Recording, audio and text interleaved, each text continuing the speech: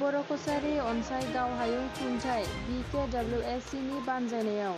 गुवाहाटीनि बेलतला सार्भेयाव थानाय बडलेण्ड भवनाव मुलुगनां यगा सान फालिदों। BKWSC नि मावफुं सोद्रोमा बिथांमोना बे हाबाफारियाव बाहागो लायो आरो गावबा गावनि देहा सोलेर सावस्रिया मोजाङै गोग्गो गोथारै थानायनि यगाखौ बुहुमनाङै फालिनाय जायो।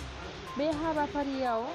कामरुप मेट्र जिल्लानि खौसेथि बर' सुबुं आफादनिफ्रायबो UBPO आरो गुवाहाटी मेट्र दुलाराय बर' आइजो अनसाइ आफाद आबोफाबो बाहागो लायो।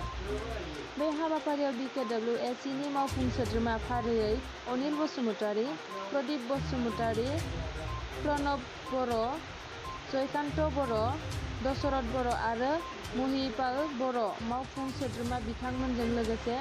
सुक्रेस्वर गयारी बोसोनगिरि मिरु UBPO, ब्रजेन बर' हारिमु नेहाथारि मिरु UBPO आरो कामरुप मेट्र जिल्लानि खौसेथि बर' सुबुं आफादनि आफादगिरि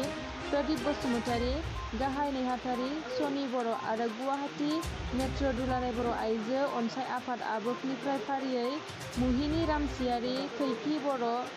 निरु बसुमतारी, सम्पा बर', मनमति मोसाहारि आरो मिरु स्वर्गियारि बिथांजोमोनाबो बाहागो लायो।